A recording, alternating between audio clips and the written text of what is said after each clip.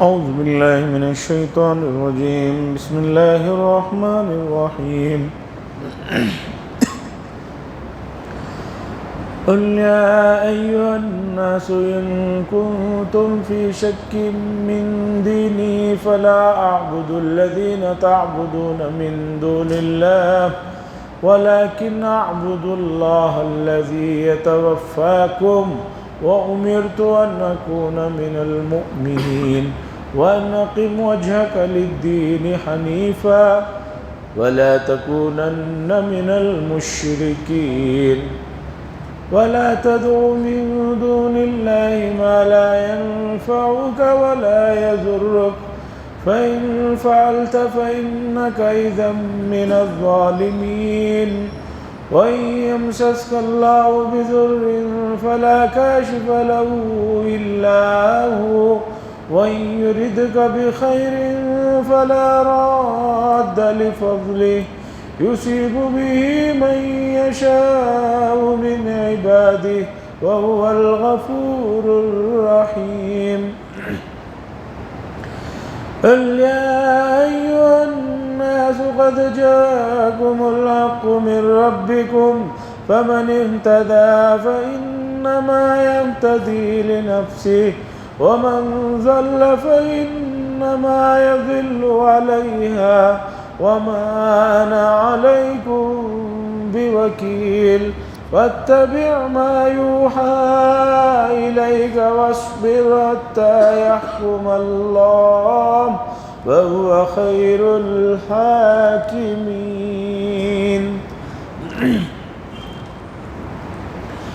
حضرات یہ سورہ یونس کا آخری رکوع ہے اور 6 آیتیں ہیں جو میں نے ابھی آپ کے سامنے پڑھی، اور اس سے پہلے کی آیتوں میں اللہ تبارک و تعالیٰ نے یہ بات ارشاد فرمائی تھی مکے والوں کو کہ یہ لوگ اتنا سمجھانے کے بعد، اتنی بات واضح کرنے کے بعد بھی نہیں مان رہے ہیں، تو ان لوگوں کے ساتھ بھی وہی معاملہ ہوگا جو اس سے پہلی امتوں کے ساتھ ہوا، یعنی انہیں عذاب سے ہلاک کیا گیا. اور آپ کہہ دیجئے کہ میں بھی انتظار کر رہا ہوں، تم بھی انتظار کرو، اور اللہ تبارک و تعالیٰ مومنین کو اور جو ایمان والے ہیں ان کو نجات دیتے ہیں، اور یہ اللہ کی ذمہ داری ہے. اب اس آیت میں دوسرے انداز میں مکے والوں کو صاف طور پر یہ کہنے کا اللہ حکم دے رہے ہیں، قل کہہ دیجئے اے نبی صلی اللہ علیہ وسلم، اے لوگو اگر تمہیں میرے دین میں کوئی شک ہے، میں جو دین تمہارے سامنے پیش کر رہا ہوں اس میں کوئی شک ہے، تو فلا اعبد الذین تعبدون من دون اللہ، تو میں ان لوگوں کی عبادت اور پوجا نہیں کروں گا جن کی تم جو ہے پوجا کر رہے ہو، عبادت کر رہے ہو اللہ کو چھوڑ کر. میں تو اس ذات کی عبادت کرتا ہوں جو تمہیں وفات دیتے ہیں، جو تمہیں موت دیتے ہیں، جن کے ہاتھ میں قبض قدرت میں موت اور حیات ہے. میں اس اللہ کی عبادت کرتا ہوں، تم جن کی عبادت کر رہے ہو، پوجا کر رہے ہو، میں ان کی نہیں کروں گا. اور مجھے یہ حکم دیا گیا ہے کہ میں فرما برداروں میں، مومنین میں شامل رہوں. یہ ٹھیک اسی طرح کا مضمون ہے جو سورہ قل یا ایھا الکافرون میں ہے. مکے کے لوگوں نے رسول اللہ صلی اللہ علیہ وسلم کے سامنے ایک پیشکش کی تھی، ایک آئیڈیا دیا تھا. بہت سارے لوگ بہت سارے آئیڈیا دیتے رہتے ہیں جو نئی عمل میں آنے کے. مکے والوں نے کہا کہ نبی صلی اللہ علیہ وسلم ایسا کرتے ہیں، 1 سال ہم آپ کے رب کی عبادت کریں گے، 1 سال آپ ہمارے بتوں کی پوجا کرو، پھر 1 سال ہم رب کی عبادت کریں گے، 1 سال آپ بتوں کی عبادت کرو. اللہ نے فرما دیا کہ یہ ناممکن ہے، یہ چیز جو ہے پریکٹیکل طور پر عمل میں آنے والی نہیں ہے. مذہب اور دین کوئی کپڑے نہیں ہیں کہ ایک ہفتے یہ کپڑے پہن لیے، دوسرے ہفتے وہ کپڑے پہن لیے، یا کھانا نہیں ہے کہ دوپہر میں یہ کھا لوں گا، شام میں وہ کھا لوں گا۔ مذہب اور عقیدے کا تعلق 24 گھنٹوں کے ساتھ، پوری زندگی کے ساتھ لگا ہوا ہے۔ یہ چوچو بات نہیں ہے کہ تھوڑا یہ بھی کھا لیا، تھوڑا یہ بھی کھا لیا، تھوڑا اسے بھی خوش کر دیا، تھوڑا اسے بھی خوش کر دیا۔ اللہ فرما رہے ہیں آپ کہہ دیجئے کہ بھی اب اتنا سمجھایا جا چکا ہے، اتنا منوایا جا چکا ہے، پھر بھی اگر تمہیں میرے دین کے بارے میں شک ہے تو میں تو تمہارے ان بتوں کی پوجا اور عبادت کرنے والا نہیں ہوں جسے تم اللہ کو چھوڑ کر مانتے ہو۔ میں تو اس ذات کو مانتا ہوں، اس ذات کی عبادت کرتا ہوں جو تمہیں وفات دیتے، اور وفات دینے والی ذات، زندگی دینے والی ذات ایک ہے، اور اسی کی بات سنی جائے گی۔ اور اللہ نے مجھے یہ بھی حکم دیا ہے کہ میں فرما برداروں میں رہوں۔ نبی کے ذریعے سے امت کو پیغام دیا جا رہا ہے، نبی تو جو ہے ہمیشہ اللہ کے فرما بردار ہوتے ہیں، اس میں کوئی شک ہی نہیں ہے۔ یہ امت کو پیغام دیا جا رہا ہے کہ بھی کیسا بھی ماحول کیوں نہ ہو جائے، آپ کو فرما برداروں میں اور مومنین ہی میں رہنا ہے۔ ایسا نہیں ہے کہ بھئی ماحول بدل گیا ہے، اب تھوڑا جو ہے ان کی بھی بات سن لیں، یہ بات چلنے والی نہیں۔ آئیڈیا دیتے رہتے۔ مکے میں ایک صاحب مجھے آئیڈیا دینے لگے، بنگلوری کے صاحب تھے، وہ کہنے لگے حضرت طواف میں بڑی بھیڑ رہتی ہے، آپ یہاں رہتے ہیں اور یونیورسٹی میں پڑھتے ہیں، آپ عربی جانتے ہیں، میرا ایک مشورہ ہے اور میں انڈیا میں فلاں بڑے پوسٹ پر رہتا ہوں، حکومت کو مشورہ دیجیے۔ میں نے کہا کیا مشورہ دوں؟ انہوں نے کہا کہ حکومت متعین کر دے وقت۔ میں بولے کیا ٹائم متعین کر دے، ذرا سمجھائیے، کھل کر سمجھائیے۔ انہوں نے کہا کہ حکومت کو یہ مشورہ دیجئے کہ روزانہ مثال کے طور پر 7 بجے سے لے کر 8 بجے تک انڈیا والے طواف کریں گے۔ میں نے کہا پھر 8 سے 9 تک فلاں ملک والے۔ میں نے کہا بھئی دن میں 24 گھنٹے ہیں اور کم از کم یہ 150 ملک ہیں، 50 کو چھوڑ دیجئے 100 ملک ہیں۔ کہا ایسا کر دیا جائے کہ بھئی 1 تاریخ کے 7 سے 8 تک انڈیا والے کریں گے، پھر 3 دن کے بعد انڈیا کا نمبر آئے گا۔ میں نے کہا مجھے یہ بتائیے اس درمیان میں اگر کوئی آدمی انڈیا سے احرام کی حالت میں آتا ہے، 2 تاریخ کو آتا ہے، تو وہ کیا کرے گا؟ 4 تاریخ تک انتظار کرے گا؟ نہیں، وہاں سے بھی فلائٹیں ایسے حساب سے رکھنا جو یہاں تاریخ کو سے۔ میں نے کہا کہ اس سے اندازہ ہوتا ہے کہ آپ کافی ذہین آدمی ہیں، اور اچھا ہوا یہ مشورہ آپ نے مجھے دیا، کسی اور کو دیتے تو آپ کو ضرور پاگل خانے میں بھیج دیتے۔ اس سے کیا ہوگا؟ کہنے لگے بھیڑ کم ہوگی۔ میں نے کہا کہ بھیڑ کبھی کم نہیں ہوگی، کرنے والے کے لیے طواف میں کبھی وہ یہ نہیں کہتا بھیڑ ہے۔ بھئی آئے ہیں 4 سے 5 دن عبادت کرنے کے لیے، اب تمہیں 2 گھنٹے لگیں طواف میں یا 4 گھنٹے لگیں، ثواب تو جتنے گھنٹے لگیں گے اتنا زیادہ ملے گا۔ لوگ کہتے ہیں میں نزدیک سے کرتا ہوں کعبے کی طواف، کیوں؟ تاکہ جلدی ہو جائے۔ میں نے کہا بھئی جلدی کر کے آپ کو کرنا کیا ہے؟ مشکل سے 5 سے 6 دن مکے میں آپ رہتے ہیں، اب ان 5-6 دنوں میں بھی اگر آپ اپنے روم میں رہنے کے لیے آئے ہیں، گھومنے کے لیے آئے ہیں، تو کس نے کہا آپ کو یہاں آنے کے لیے؟ زندگی میں موقع ملا ہے، جتنا وقت آپ گزارے حرم میں گزارے۔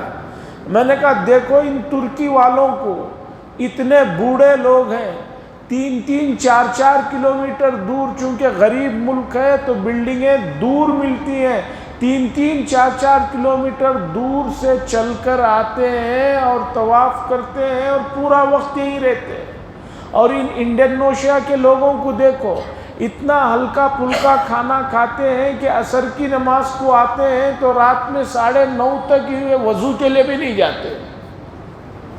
اور ہمارے لوگ ایک نماز کا وضو دوسرے نماز تک ہرگز نہیں رہتا ان کا۔ کیوں؟ اتنے مسالے دار غذائیں کھا رہے ہیں، اتنی چائیں پی رہے ہیں، یا تو پیشاب کا تقاضا ہے یا گیس کا مسئلہ ہے۔ مجھ سے کوئی بھی آدمی عمرے کو حج کو جانے والا آ کر ملتا ہے تو میں پہلے کہتا ہوں تیاری شروع کر دی۔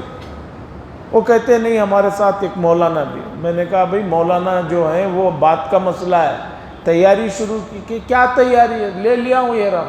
میں نے کہا یہ احرام وغیرہ وہ سب بات کی تیاریاں ہیں، سب سے پہلے روزانہ 5 سے 7 کلومیٹر چلنے کی عادت بنائیے۔ اگر حرم سے فائدہ اٹھانا ہے تو جانے سے پہلے یہاں 5 سے 10 کلومیٹر چلنے کی عادت بنائیے، تب آپ فائدہ اٹھائیں گے۔ اس لیے کہ دنیا میں صرف ایک ہی عبادت ایسی ہے جو مکے میں حرم میں ہوتی ہے، اور وہ عبادت کہیں بھی آدمی کرنا چاہے نہیں ہو سکتی۔ طواف کی عبادت جو سب سے بڑا نیک کام ہے طواف، اس کا کام وہیں سے متعلق ہے۔ باقی پورے نیک کام آپ انڈیا میں بھی بیٹھ کر کر سکتے ہیں، روزہ رکھ سکتے ہیں، صدقہ کر سکتے ہیں، قرآن پڑھ سکتے ہیں، دعائیں پڑھ سکتے ہیں، نماز پڑھ سکتے ہیں، سب کام کر سکتے ہیں۔ لیکن انڈیا میں آپ طواف کرنا چاہیں تو بتائیے کہیں طواف ہے؟ ہو سکتا ہے بہت سارے لوگوں نے بہت ساری جگہوں کا طواف یہاں بھی کرتے ہوں گے، وہ جو شرک ہے۔ طواف صرف کعبے کا ہے، صرف کعبے کا ہے، اور یہ سب سے بڑا ثواب کا کام ہے، اور اس کے لیے چلنا ضروری ہے۔ بہت سے لوگ کہتے ہیں نہیں ہم وہاں گاڑی لے لیں گے، گاڑی لے لیں گے، بنگلہ لے لیں گے۔ اس کا مطلب یہ ہے کہ آدمی حرم میں جانے کا مقصد ہی نہیں سمجھا ہے۔ حرم کو جانے کا مقصد سمجھیے، پھر یہ چیزیں نہیں رہیں گی۔ تو بہرحال انہوں نے آئیڈیا دیا کہ بنگلور، وہ پہلے تو ملک کا اعلان نہیں کیا تھا انہوں نے مجھ سے کہا تھا کہ ایسا کریں کہ کرناٹک والے طواف کو آ جائیں، مائک میں اعلان ہوگا۔ میں نے کہا انڈیا ہی میں 36-30 کے قریب صوبے ہیں، اس لیے کہ ہر 2-4 سال میں ایک نیا اسٹیٹ بن جاتا ہے، تو 30 صوبے تو یہی ہیں۔ 30 گھنٹے تو ایک دن کے انہی انڈیا والوں کو لگ گئے، تو دوسرے دن دوسرے ملک کا آئے گا، تیسرے دن تیسرے ملک کا آئے گا۔ ویزا کتنے دن کا رہتا ہے؟ آئیڈیا دیتے ہیں لوگ اور سمجھتے ہیں، ہر آدمی سمجھتا ہے کہ سامنے کا آدمی میرے مقابلے میں بے وقوف ہے۔ ایسا نہیں ہے۔ اللہ نے عقل آپ کو دی ہے تو سامنے بھی کچھ لوگوں کو عقل دی ہے، اور جو آدمی یہ سمجھے کہ میں ہی سب سے بڑا عقل مند آدمی ہوں، وہ دلیل ہے اس بات کی، وہ سب سے بڑا بے وقوف ہے۔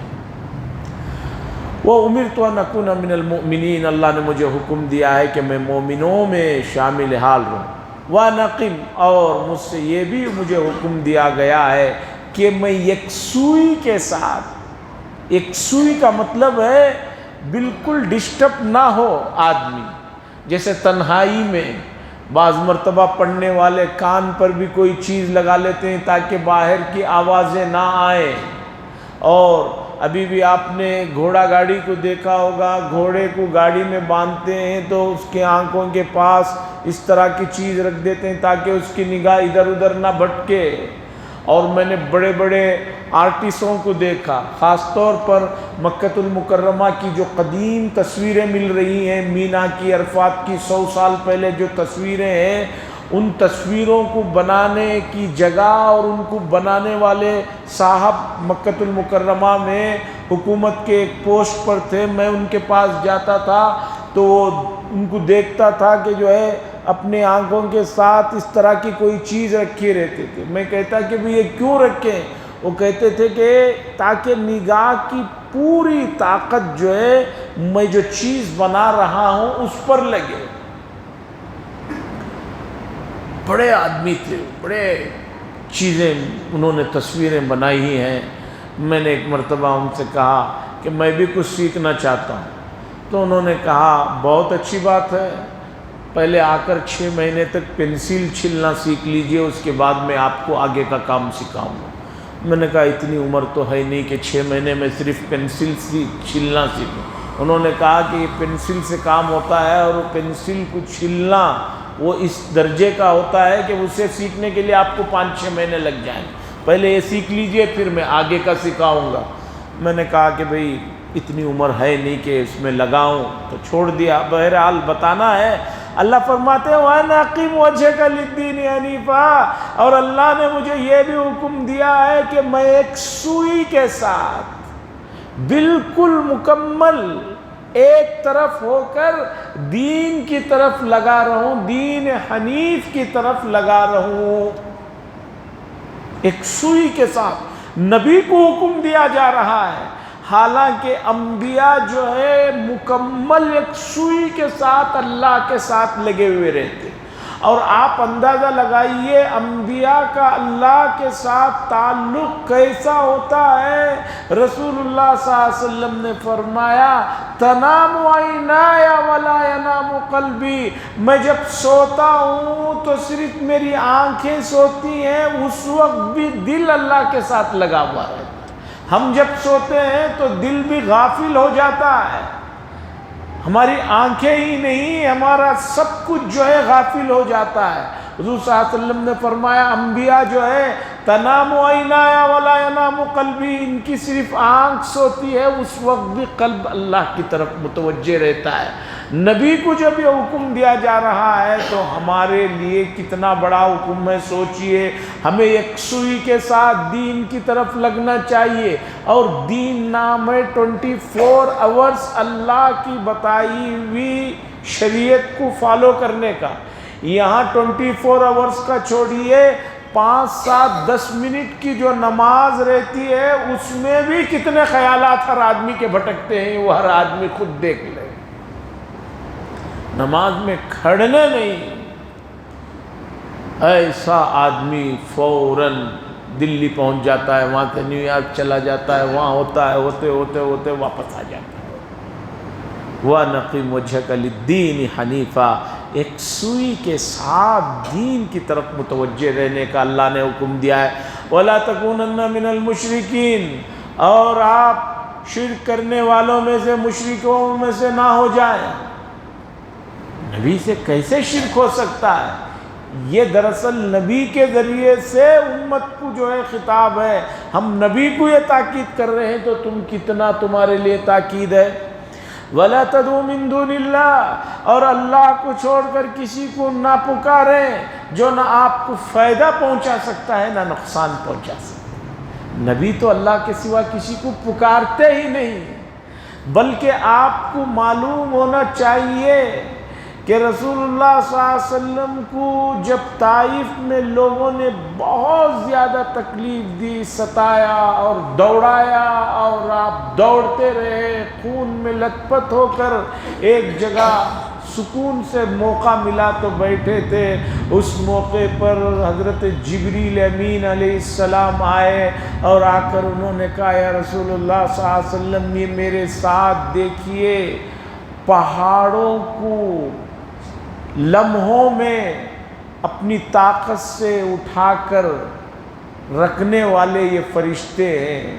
آپ صرف اشارہ کیجئے، طائف پوری بستی کو یہ جو ہے پہاڑوں کے درمیان میں پیس کر رکھتے ہیں.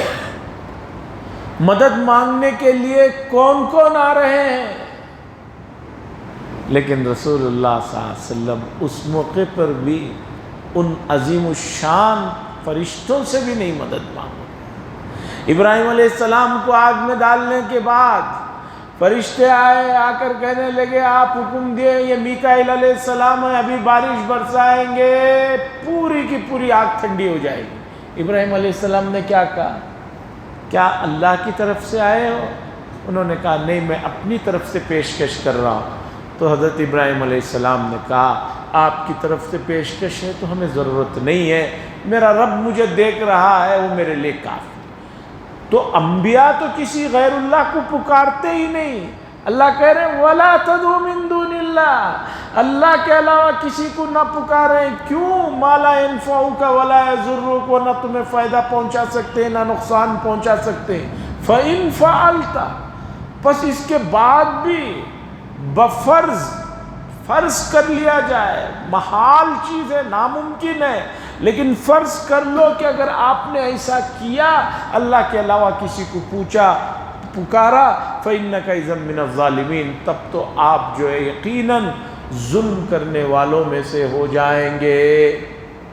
بڑی آیتیں ہیں یہ، اس آیتوں کے مفاہیم پر توجہ دینے کی ضرورت ہے کہ اللہ فرما رہے ہیں کچھ بھی ہو جائے اللہ کو پکارو، اور اللہ کو جتنی شدت سے، تڑپ سے، محبت سے، خلوص سے پکارو گے اتنے ہی جلدی فیصلے اور نتیجے سامنے آتے ہیں۔ مشہور واقعہ ہے، شاید میں نے پہلے بھی کبھی سنایا ہے، حجاج بن یوسف کا واقعہ ہے۔ بڑا ظالم آدمی تھا، بڑا ظالم آدمی تھا۔ اس کا واقعہ ہے، اتنے لوگوں کو اس نے قتل کیا ہے کہ کوئی گنتی نہیں ہے۔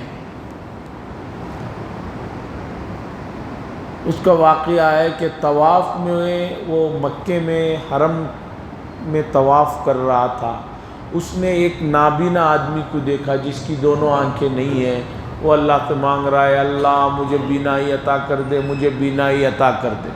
حجاج بن یوسف نے اس نابینا آدمی کو پکڑا طواف میں اور اس سے کہا، دیکھو ابھی میرے 3 یا 4 چکر طواف کے باقی ہیں، اگر ان 4 چکر کے ختم ہونے تک تمہاری آنکھوں کی روشنی نہیں آئی تو تمہارا سر جو ہے گردن سے اتر جائے گا، اور میں حجاج بن یوسف ہوں، میرے بارے میں تو تمہیں معلوم ہی ہے۔ وہ نابینا جو دعائیں مانگ رہا تھا، حجاج نے اسے الٹیمیٹم دے دیا، میرے طواف ختم ہونے تک تمہاری بینائی آ جانا چاہیے، نہیں تو سمجھو کہ بینائی کے ساتھ ساتھ تمہاری گردن بھی گئی۔ حجاج بن یوسف کا طواف ختم ہوا ہے اور ادھر دیکھا گیا کہ اس نابینا کی آنکھوں کی روشنی آ گئی، وہ دیکھنے والا ہو گیا۔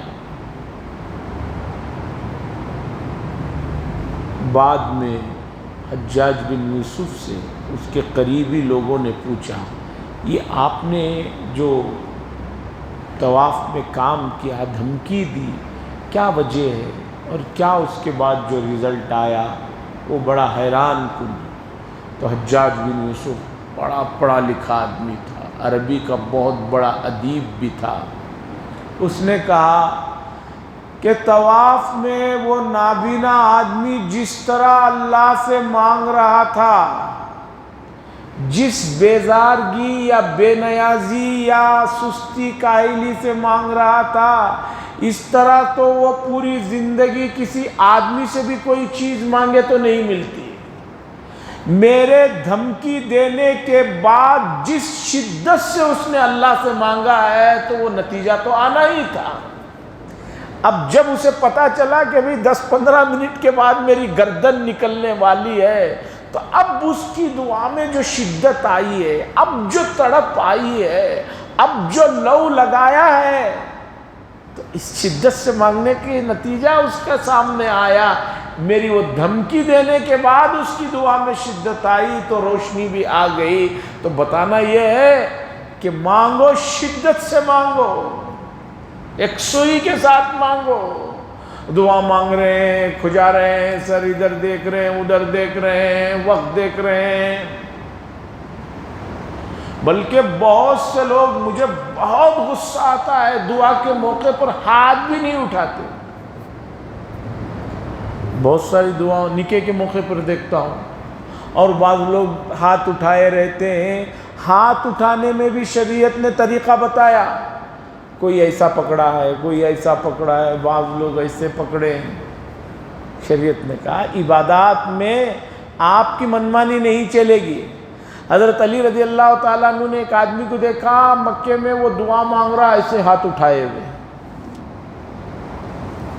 حضرت علی رضی اللہ تعالیٰ عنہ نے پوچھا کہ بھی یہ اس طرح کیوں ہاتھ اٹھا کر مانگ رہے؟ وہ کہنے لگا دعا مانگ رہا ہوں، اللہ کی جو رحمتیں آ رہے ہیں، احترام میں اوپر ہی سے لے رہا ہوں۔ انہوں نے کہا اللہ کی جو رحمتیں برکتیں نازل ہوتی تھی، اس چیز کو تم سے زیادہ رسول اللہ صلی اللہ علیہ وسلم کو معلوم ہے، اور آپ صلی اللہ علیہ وسلم نے سینے سے اوپر کبھی ہاتھ نہیں اٹھایا۔ بعض لوگ یوں مانگتے ہیں، کیوں نہیں زیادہ آ رہی ہیں، پکڑ لیں۔ عبادات میں اپنے عقل کو مت لڑائیے، اپنی جو عقل ہے اسے اپنے تک رکھیے۔ عبادات کے معاملات میں آپ کو جو ہے نہیں، آپ کی عقل ہے، آپ لگانا چاہتے ہیں دنیا کے کاموں کاجوں میں، دنیا کی کمانے میں، اس میں اپنی عقل کو پورا لگائیے۔ عبادات میں جو طریقے متعین ہیں ان طریقوں سے آپ کو ایک اینچ ہٹنے نہیں دیا جائے گا۔ کوئی کہے کہ بھئی مغرب کی 3 رکعت تو پڑھ ہی رہا ہوں، چلو اور بھی ایک پڑھا دو حضرت، 4 ہو گئے تو کیا ہوا؟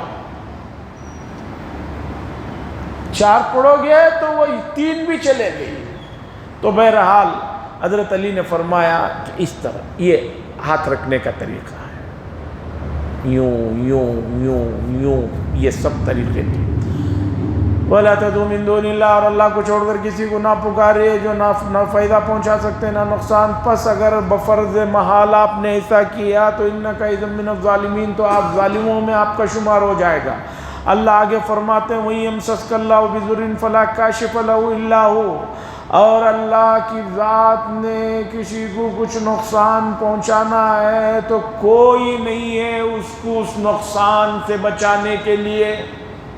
کوئی نقصان مقدر میں طے ہو گیا ہے تو اب کوئی نہیں ہے اس سے اس تکلیف کو دور کرنے والا۔ وہی یرید کا، اور اگر اللہ کسی کے ساتھ بھلائی کا معاملہ کریں، خیر کا لفظ بہت اچھے معنوں میں استعمال ہوتا ہے، بھلائی کا، خوبی کا، اچھائیوں کا۔ فَلَا رَادَّ لِفَضْلِهِ، اب کسی کی اتنی طاقت نہیں ہے کہ وہ اللہ کے اس خیر کو اس آدمی تک پہنچنے میں رکاوٹ بنے، روکے۔ فَلَا رَادَّ لِفَضْلِهِ، اسی کے اندر اتنی طاقت نہیں ہے کہ اللہ جو مقدر میں لکھا ہوا ہے فضل اور میں خیر اسے روک سکے۔ یصیب بہ من یشاء، اللہ جسے چاہے دیتے ہیں اپنے بندوں میں سے، خیر جسے چاہے عطا فرماتے ہیں۔ وَهُوَ الْغَفُورُ الرَّحِيمُ، اور وہ بہت زیادہ مغفرت کرنے والے ہیں اور بہت زیادہ رحم کرنے والے۔ یہ اسلامی عقیدہ ہے۔ ذریعہ کوئی بھی بن سکتا ہے۔ آپ نے مشہور کہاوت سنی ہوگی کہ آدمی کی حالت جب بری ہوتی ہے تو اونٹ پہ بیٹھے ہوئے کو بھی کتا کاٹ لیتا ہے۔ اونٹ بہت اونچا ہوتا ہے، اس پر ایک آدمی بیٹھا ہے، کتا اتنی اوپر نہیں اڑ سکتا، لیکن حالات جب بگڑ جاتے ہیں تو اونٹ پہ بیٹھے ہوئے کو بھی کتا کاٹ لیتا ہے۔ یہ کہاوت ہے، یعنی پریشانی آنی ہے تو آئے گی، لیکن آپ اسباب کے تحت کام کرتے رہیے اور اللہ پر بھروسہ رکھیں، انشاءاللہ العزیز مسئلہ حل ہوگا۔ قُلْ يَا أَيُّهَا النَّاسُ، اے نبی صلی اللہ علیہ وسلم کہہ دیجئے اے لوگو، قَدْ جَاءَكُمُ الْحَقُّ مِنْ رَبِّكُمْ، تحقیق کے حق بات تمہارے رب کی طرف سے آ چکی ہے، یعنی قرآن آ چکا ہے۔ فَمَنِ اهْتَدَىٰ فَإِنَّمَا يَهْتَدِي لِنَفْسِهِ، جو شخص ہدایت پائے تو ہدایت کی اتباع کرے تو سمجھو کہ اس نے اپنے نفس کو جو ہے فائدہ پہنچایا اور اپنے نفس کو جو ہے صحیح راستے پر لایا، اور جو گمراہ ہو رہا ہے، راستے سے بھٹک رہا ہے، سمجھو کہ وہ اس کا وبال اسی پر آئے گا۔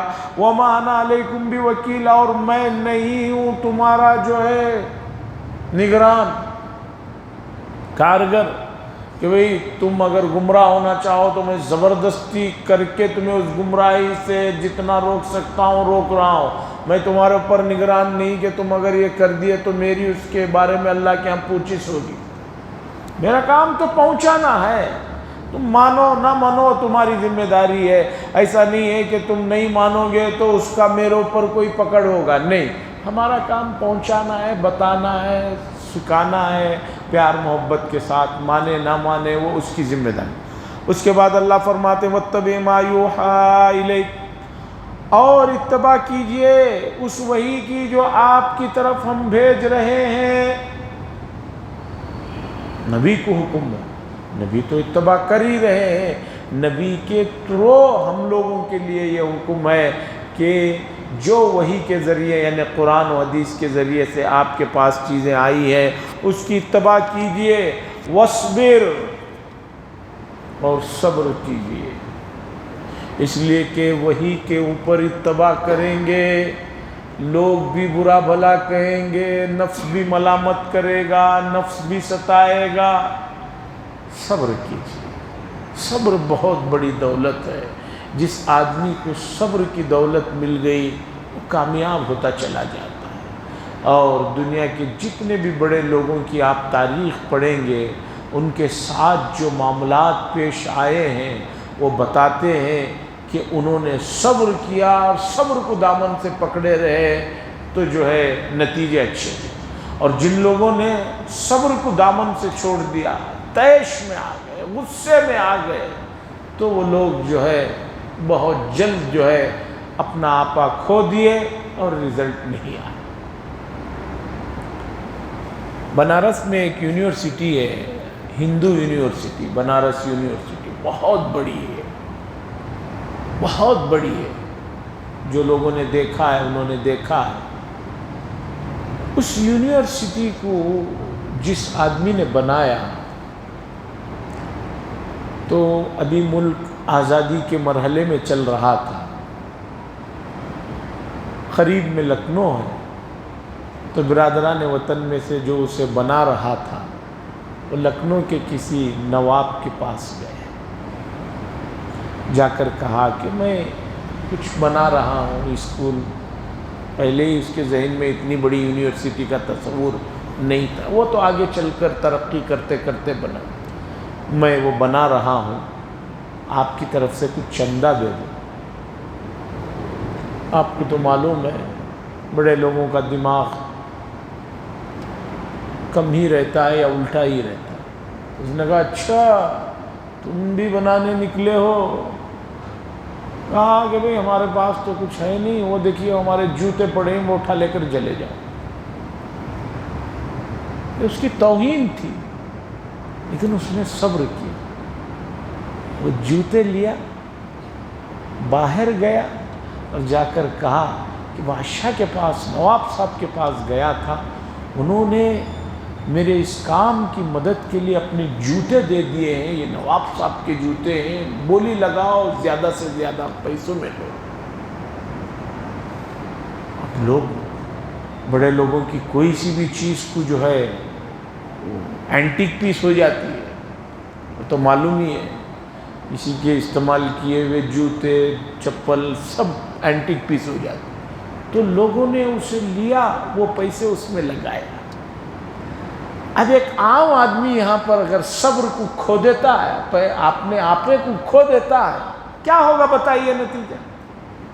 وَاصْبِرْ، وہی کی اتباع کیجئے اور صبر کیجئے۔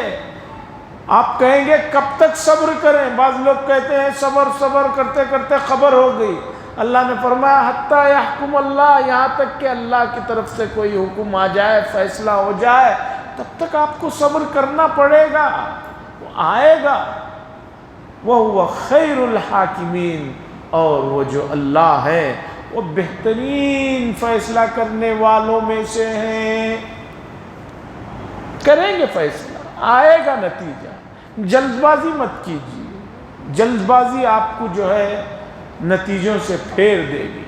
بہت سے نتیجے بہت سی مدت کے بعد ظاہر۔ میں نے کئی مرتبہ یہ بات سنائی، رسول اللہ صلی اللہ علیہ وسلم کو بہت لوگوں نے تکلیف دی، اور بعض لوگوں کو رسول اللہ صلی اللہ علیہ وسلم نے نام لے کر بد دعا کی، اور اس کا رزلٹ کئی سال کے بعد جا کر بدر کی لڑائی میں جو ہے ظاہر ہوا۔ یوسف علیہ السلام نبی ہیں، نبی کے بیٹے ہیں، نبی کے پوتے ہیں، پڑ پوتے ہیں، لیکن ان کی دعا جیل میں بند ہوئے کئی سالوں کے بعد دعا قبول ہوئی اور ان کو آزادی نصیب ہوئی۔ حضرت یونس علیہ السلام جن کا قصہ آیا ابھی قریب میں، مچھلی کے پیٹ میں رہے، کئی مدت کے بعد ان کو مچھلی کے پیٹ سے رہائی ملی۔ جب انبیاء کی دعائیں، ایوب علیہ السلام کی بیماری کا واقعہ وغیرہ یہ بتا رہا ہے کہ نبیوں کی بھی دعا انہوں نے اب یہاں مانگا، یہاں فوراً رزلٹ نہیں آ گیا، تو ہم تو ناکارہ کمزور بندے ہیں، تو ہمیں بھی کوئی چیز مانگنے کے بعد ذرا صبر رکھنا چاہیے۔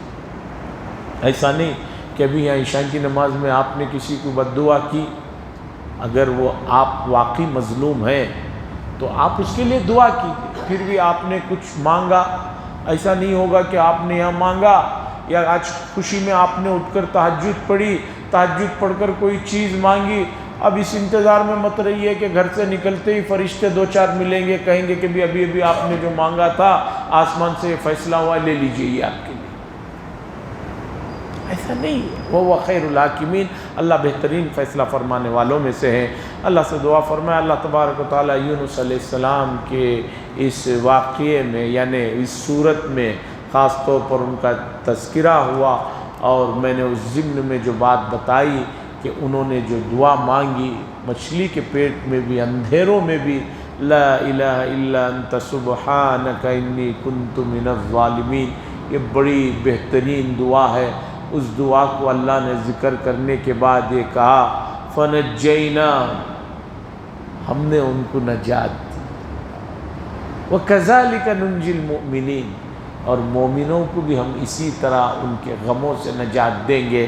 اللہ کو منانے کی توفیق عطا فرمائے، اور انبیاء کی مانگی ہوئی دعاؤں کو یاد کر کے ان دعاؤں کا اہتمام کرنے کی ہم سب کو اللہ توفیق نصیب فرمائے۔ وآخر دعوانا الحمدللہ رب العالمین، لک الحمد ولک الشکر یا اللہ، اللہم صلی علی سیدنا شفیعنا نبینا حبیبنا مولانا محمد بارک وسلم۔